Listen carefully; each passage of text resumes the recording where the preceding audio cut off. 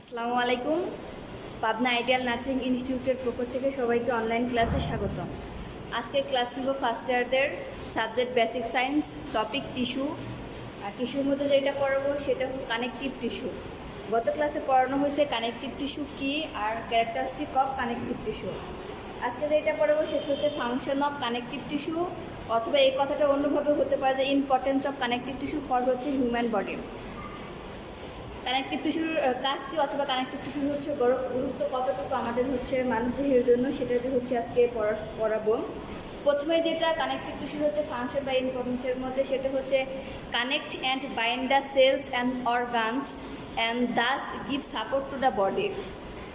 আমাদের যে হচ্ছে যে সেলগুলো আছে এবং বিভিন্ন ধরনের যে অর্গানগুলো আছে দেহের, প্রত্যেকটা অর্গান এবং হচ্ছে সেলগুলোকে হচ্ছে সংযুক্তি করা বা আবদ্ধ করার মাধ্যমে যে হচ্ছে যে আমাদের হিউম্যান বডিতে যে সাপোর্ট দেয়, সেটাই হচ্ছে বিভিন্ন সেল বা অর্গানগুলোকে একত্রীকরণ করে বা একসঙ্গে করে বা একসঙ্গে আবদ্ধ করে হচ্ছে যে সাপোর্ট দিয়ে থাকে আমাদের হিউম্যান বডিকে। 2 নম্বরটা হচ্ছে provide a tight covering for deeper structure. যে ডিপ স্ট্রাকচারগুলো আছে সেই ডিপ স্ট্রাকচারগুলোকে হচ্ছে কাভারিং দিয়ে থাকে, এমনভাবে কাভারিং দিয়ে থাকে যেন আমাদের হচ্ছে যে মানবদেহের যে বিভিন্ন ধরনের স্ট্রাকচারগুলো আছে সেই স্ট্রাকচারগুলোকে একত্রীকরণ করবে, একসঙ্গে করে ব্যালেন্স যেন ঠিক থাকতে পারে সেই হিসাবে হচ্ছে কাভারিং দিয়ে থাকে। স্পেশালি যেখানে উদাহরণ হিসেবে বলা হয়েছে লিমস। আমরা জানি আমাদের বিভিন্ন ধরনের যে আপার লিমস আছে, লোয়ার লিমস আছে, যেমন আর্ম, লেগ, তারপর হচ্ছে হিপস, শোল্ডার। এখানে যে এই শোল্ডার তারপর হচ্ছে হিপস, এখানে কিন্তু এমনি এগুলো হচ্ছে একসঙ্গে সংযুক্ত হয়নি। এখানে একটা কাভারিং মানে কানেকটিভ টিস্যু একটা স্ট্রিক্টলি টাইট কাভারিংয়ের হিসাবে ওইখানে অ্যাটাচ করে রাখছে বলে হচ্ছে আমাদের যে বিভিন্ন ধরনের লিমসগুলো আছে সেই লিমসগুলো একসঙ্গে হয়ে আসে, তার ফলে আমাদের হচ্ছে মানবদেহের এই কার্যক্ষমতাটা হয়ে থাকে। 3 নম্বরটা হচ্ছে hold bones ins together at Joints. প্রত্যেকটা জয়েন্টের হচ্ছে শেষ প্রান্ত আর একটা জয়েন্টের প্রথম প্রান্ত, এভাবে হচ্ছে প্রত্যেকটা জয়েন্টের শেষ প্রান্ত প্রথম প্রান্ত মিলেই হচ্ছে জয়েন্ট তৈরি হয়ে থাকে। আর এই জয়েন্টের ক্ষেত্রে জয়েন্টে কী থাকে, কানেকটিভ টিস্যু থাকে। সেই কানেকটিভ টিস্যুর মাধ্যমেই একটা বোন আর একটা বোনের সঙ্গে একত্রীকরণ হয়ে জয়েন্ট তৈরি করতে পারে। আর জয়েন্টের কারণে হচ্ছে আমাদের বিভিন্ন ধরনের যে জয়েন্টগুলো আছে সেই জয়েন্টগুলো নাড়াচাড়া করতে পারে বা হচ্ছে কানেক্ট হয়ে থাকে একটা বোনের সাথে আর একটা বোনের। আর একটা হচ্ছে and provide attachment of many muscle. জয়েন্টের সঙ্গে সঙ্গে বিভিন্ন ধরনের মাসেলগুলো আছে, আমাদের হচ্ছে স্কেলিটাল মাসেল আছে, বিভিন্ন ধরনের যে মাসেলগুলো আছে, skeletal muscle, smooth muscle, cardiac muscle. এই মাসেলগুলো হচ্ছে যে কানেকটিভ টিস্যুর মাধ্যমে তারা হচ্ছে একসঙ্গে থাকতে পারে। একসঙ্গে থাকার ফলে আমাদের যে বিভিন্ন ধরনের মাসেলের যে ফাংশনগুলো আছে সেই ফাংশনগুলো সম্পূর্ণ হয়ে থাকে কানেকটিভ টিস্যুর মাধ্যমে। 4 নম্বরটা যেটা সেটা হচ্ছে provide planes along which blood vessel, nerves and lymphatics travel to their destination. আমাদের যে ব্লাড ভেসেলগুলো আছে, নার্ভগুলো আছে, লিম্ফেটিক আছে, এদের কিন্তু ব্লাড ভেসেলের এক একটা ফাংশন, নার্ভের এক একটা ফাংশন, লিম্ফেটিকের 3 রকম ফাংশন আছে। আর এই ফাংশনগুলো যেন সম্পূর্ণভাবে শেষ হতে পারে, তাদের কাজের মধ্যে কোনো যেন ব্যাঘাত না ঘটে, সেই ব্যাঘাতটা যেন না ঘটে তার জন্য হচ্ছে প্ল্যান, মানে রাস্তাটা হচ্ছে মসৃণ করে দেয় বা হচ্ছে তাদের সুবিধা মতো যেন কাজ করতে পারে, কোনো অসুবিধা না হয়, তাদের গন্তব্যস্থলে পৌঁছতে পারে, সেই দিকটার ক্ষেত্রে হচ্ছে কানেকটিভ টিস্যু কাজ করে। মানে ব্লাড ভেসেল, নার্ভ এবং লিম্ফেটিক এদের যে ফাংশনগুলো আছে সেই ফাংশনগুলো তারা শেষ করে যেন একদম গন্তব্যস্থলে পৌঁছাইতে পারে, এর জন্য মাঝপথে যেন কোনো বাধা না হয়, বা যাকে বলে হলে ক্লিয়ার রাস্তা, মানে রাস্তাটা ক্লিয়ার করে দেওয়া হচ্ছে কানেকটিভ টিস্যুর কাজ। 5 নম্বরটা helps in tissue healing or হচ্ছে রিপেয়ার। একটা টিস্যু যদি কোথাও হচ্ছে নষ্ট হয়ে যায় বা হচ্ছে ক্ষতিগ্রস্ত হয়, সেখানে যেন নতুনভাবে সেই টিস্যু হচ্ছে ক্ষতিটা ক্ষয়পূরণ হয় বা নতুন করে টিস্যু জন্ম নিতে পারে, বা রিপেয়ার দেখা হচ্ছে রিপ্লেস বলে, সে ক্ষতিকর টিস্যু জায়গাটা বা রিপ্লেস করার ক্ষেত্রে হচ্ছে কানেকটিভ টিস্যু কাজ করে থাকে। 5 নম্বরটা হচ্ছে ডিফেন্স, মানে হচ্ছে আত্মরক্ষা বাহিনীমূলক হিসেবে কাজ করে হচ্ছে কানেকটিভ টিস্যু। আমাদের হচ্ছে মানব হচ্ছে দেহে এর ক্ষেত্রে ব্লাডের সময় হচ্ছে যে আমরা দেখছিলাম যে হচ্ছে ডাব্লিউবিসি অথবা শ্বেতরণিকা হচ্ছে যে ডিফেন্স হিসেবে কাজ করতো। ওটা হচ্ছে ব্লাডের যে হচ্ছে যে ব্লাড সেলগুলো ছিল ব্লাড সেলের মধ্যে, আর এখানে হচ্ছে কানেকটিভ টিস্যুর মধ্যে হচ্ছে কানেকটিভ টিস্যুটা হচ্ছে যে ডিফেন্স হিসেবে কাজ করে। ডিফেন্স হিসেবে কীভাবে কাজ করে কানেকটিভ টিস্যু? প্রথমে হচ্ছে ম্যাক্রোফেজ অথবা হচ্ছে ফ্যাগোসাইটোসিস, যাকে বলা হয় বলৎকরণ। আমাদের হচ্ছে শরীরে যদি কোনো বাহ্যিক কোনো ফরেন পার্টিকেলস প্রবেশ করে, সেই ফরেন পার্টিকেলসগুলো আমাদের শরীরে কোনো ক্ষতিগ্রস্ত না করতে পারে, এর জন্য হচ্ছে সেগুলো গিলে ফেলে বা গলৎকরণ করে ফেলে কানেকটিভ টিস্যু, যেন হচ্ছে কোনো ক্ষতিগ্রস্ত না হয় আমাদের মানব দেহ। তারপর হচ্ছে প্লাজমা সেল। ম্যাক্রোফেজের পরে হচ্ছে প্লাজমা সেল। প্লাজমা সেল কী করে? Destroying invading foreign particles.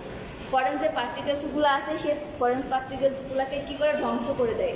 যেটা আমাদের মানবদেহে ফরেন পার্টিকেল বা হচ্ছে বাহ্যিক কোনো কিছু প্রবেশ করলে যেন ক্ষতিগ্রস্ত না হয়, সেই ক্ষতিগ্রস্ত হওয়ার আগেই প্লাজমা সেলগুলো সেই বাহ্যিক বা ফরেন পার্টিকেলসগুলোকে ধ্বংস করে দেয়। এই ক্ষেত্রে হচ্ছে ডিপ হিসেবে কাজ করে প্রথমত ম্যাক্রোফেজ হিসেবে, তারপর হচ্ছে plasma cell destroying invading foreign particles. Plasma cell আর হচ্ছে ম্যাক্রোফেজ, এই দুটাই হচ্ছে কানেকটিভ টিস্যুর ডিফেন্স হিসেবে কাজ করে। 7 নম্বরটা হচ্ছে স্টোরেজ। স্টোরেজ হিসাবে কাজ করে হচ্ছে কানেকটিভ টিস্যু। এখন স্টোরেজ হিসেবে এখানে কাজ করে প্রথমে যেটা, সেটা হচ্ছে in the form of adipose tissue. Adipose tissue মানে আমাদের কিন্তু শরীরে টিস্যু আছে, চর্বিযুক্ত আছে, চর্বিবিহীন আছে। এখানে অ্যাডিপোজ টিস্যু বলছে হচ্ছে চর্বিযুক্ত যে টিস্যুগুলো থাকে, সেই চর্বিযুক্ত টিস্যুগুলো হচ্ছে কানেকটিভ টিস্যুর মাধ্যমে হচ্ছে আর ফর্ম হয়ে থাকে বা তৈরি হয়ে থাকে। ইট acts as store of nutritive substance. এবং কানেকটিভ টিস্যু আমাদের যে হচ্ছে যে এরকম থাকে না যে মানবদেহের কিন্তু এক্সট্রা যে হচ্ছে যে নিউট্রিশনগুলো থাকে, এগুলো কিন্তু হচ্ছে লিভারের হচ্ছে স্টোর হিসেবে থাকে বা স্টোরেজ হিসেবে থাকে হচ্ছে লিভারে। আর কানেকটিভ টিস্যুর ক্ষেত্রে হচ্ছে টিস্যুতে যদি এক্সট্রা কোনো নিউট্রিটিভ সাবস্টেন্স বা নিউট্রিশন থাকে, সেটা হচ্ছে কানেকটিভ টিস্যু থেকে হচ্ছে স্টোর হয়ে থাকে বা এই কাজটা করে থাকে হচ্ছে কানেকটিভ টিস্যু। টিস্যুর মধ্যে হচ্ছে কানেকটিভ টিস্যু হচ্ছে নিউট্রিশন বা হচ্ছে নিউট্রিটিভ সাবস্টেন্সগুলো কালেক্ট করে থাকে বা স্টোর করে থাকে, কালেকশন করে থাকে। আর একটা হচ্ছে অ্যাডিপোজ টিস্যু, আর অপর দিকে হচ্ছে অ্যাডিপোজ টিস্যুটা হচ্ছে চর্বিযুক্ত টিস্যুগুলো হচ্ছে কানেকটিভ টিস্যুর মাধ্যমে হচ্ছে ফর্ম হয়ে থাকে। এখানে হচ্ছে হালকা কিছু হচ্ছে নিউট্রিটিভ সাবস্টেন্স হচ্ছে কালেক্ট হয়ে থাকে। এই হচ্ছে মেন হচ্ছে 7টা ফাংশন। লাস্টে যে 2টা ফাংশন ডিফেন্স অ্যান্ড হচ্ছে স্টোরেজ। বিশেষ করে ডিফেন্স ফাংশনটা কিন্তু ব্লাড সেলের ক্ষেত্রে ওইখানে ছিল, এবং কানেক্ট টিস্যুর ক্ষেত্রে হচ্ছে ডিফেন্স। এই ফাংশনটা হচ্ছে ব্লাড আর হচ্ছে টিস্যু, দুটো হচ্ছে কমন ফাংশন। এমসিকিউর ক্ষেত্রে অনেকটাই হচ্ছে যে উল্টাপাল্টা হয়ে যায়, যে ডিফেন্স ফাংশনটা আসলে ব্লাডের ক্ষেত্রে পড়ছিলাম যে ডাব্লিউবিসি হচ্ছে ডিফেন্স হিসেবে কাজ করে, কিন্তু টিস্যুর ক্ষেত্রে পড়ানো হয় না। কিন্তু টিস্যুর ক্ষেত্রে হচ্ছে কানেকটিভ টিস্যুটা ডিফেন্স হিসেবে কাজ করে থাকে। একই রকমভাবে ফ্যাগোসাইটোসিস কিন্তু ডাব্লিউবিসির ক্ষেত্রেও ছিল, কানেকটিভ টিস্যুর ক্ষেত্রে হচ্ছে ফ্যাগোসাইটোসিস প্রসেসটা হচ্ছে কমন। কিন্তু ওইখানে প্লাজমা সেলটা হচ্ছে এখানে টিস্যুর ক্ষেত্রে অ্যাড, যে প্লাজমা সেলটা হচ্ছে যে ফরেন পার্টিকেলসগুলোকে ধ্বংস করার ক্ষেত্রে হচ্ছে হেল্প করে, যেটা ব্লাড সেলের ক্ষেত্রে ছিল না। তারপরে আমাদের যে টিস্যু, কোথাও কোনো টিস্যু ক্ষতিগ্রস্ত হলে সেখানে নতুন করে টিস্যু রিপেয়ার করা বা সেই রিপ্লেস করা জায়গাটা নতুন করে টিস্যু গ্রো করা, সেক্ষেত্রে হচ্ছে কাজ করে থাকে কানেকটিভ টিস্যু। তারপরে যে ব্লাড ভেসেল, আমরা জানি যে কানেকটিভ টিস্যুগুলো বিশেষ করে বোন ম্যারো বিভিন্ন ধরনের লিগামেন্টসগুলো আছে, এই ক্ষেত্রে হচ্ছে কানেকটিভ টিস্যুগুলো থাকে। বোন ম্যারো লিগামেন্টস, ওইখানে কানেকটিভ টিস্যুগুলো বেশি পরিমাণে থাকে। এই কারণে যেন ওই প্রত্যেকটা বোনস লিগামেন্ট এদের কিন্তু এক একটা ফাংশন আছে, সেই ফাংশনগুলো যেন তারা সুষ্ঠুভাবে সম্পূর্ণ করতে পারে, কোনো বাধাপ্রাপ্ত না হয়, এই কারণে ওই জায়গায় হচ্ছে কানেকটিভ টিস্যুগুলো বেশি পরিমাণে থাকে। মেন ফাংশন হচ্ছে কানেকটিভ টিস্যুর ওইটাই। তারপর যেটা, সেটা হচ্ছে বিভিন্ন ধরনের আমাদের যে জয়েন্টগুলো আছে, সেই জয়েন্টগুলো যেন একসাথে থাকে, একটা বোনের সাথে আর একটা বোনের জয়েন্ট ফাংশনালি জয়েন্টের ফাংশনে কোনো হচ্ছে ডিসপ্লেসমেন্ট বা যেন ডিসফাংশন না হয়, সেই ক্ষেত্রে হচ্ছে যে কানেকটিভ টিস্যু কাজ করে থাকে। বা বিভিন্ন ধরনের মাসেলগুলো আছে আমাদের, স্কেলেটাল মাসেল, কার্ডিয়াক মাসেল, সেই মাসেলগুলো যেন তাদের কাজ হচ্ছে সুষ্ঠুভাবে সম্পূর্ণ করতে পারছে, সেই ক্ষেত্রে হচ্ছে কানেকটিভ টিস্যু ভূমিকা পালন করে থাকে।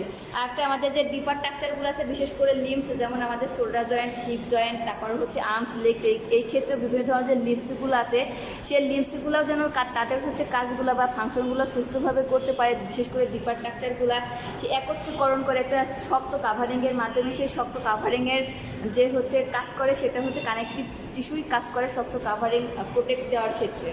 প্রথম অ্যাট ফার্স্ট যেটা বলছিলাম, সেটা কায়ানেট অ্যান্ড হচ্ছে বাইন্ডার সেল অ্যান্ড অর্গান, বিভিন্ন ধরনের সেলগুলো আছে, এবং আমাদের যে এক একটা অর্গানগুলো আছে, সেই সেল এবং অর্গানগুলো একসাথে করে বাইন্ডিং করে বা আবদ্ধ করে তারপরে আমাদের যে ফ্রেমওয়ার্ক বা কাঠামো তৈরি করে মানবদেহে, সেটার কাজ করে থাকে কানেকটিভ টিস্যু হচ্ছে করে থাকে।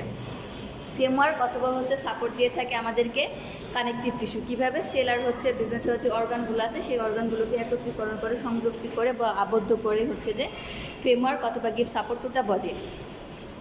এই হচ্ছে ফাংশন অফ কানেকটিভ টিস্যুর হচ্ছে ফাংশন ছিল, যেটা আমি আবার বললাম টিস্যুর মধ্যে কিন্তু কানেকটিভ টিস্যুটা বেস্ট ইম্পর্টেন্ট।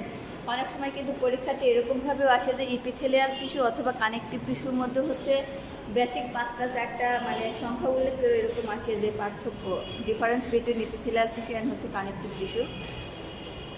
বেশ করে ফাংশন আর হচ্ছে ক্যারেক্টার বা যদি জানা থাকে তাহলে অবশ্যই আমরা হচ্ছে দুইটা টিস্যুর পার্থক্যটা লিখতে পারবো পরীক্ষা আসলে ইনশাল্লাহ।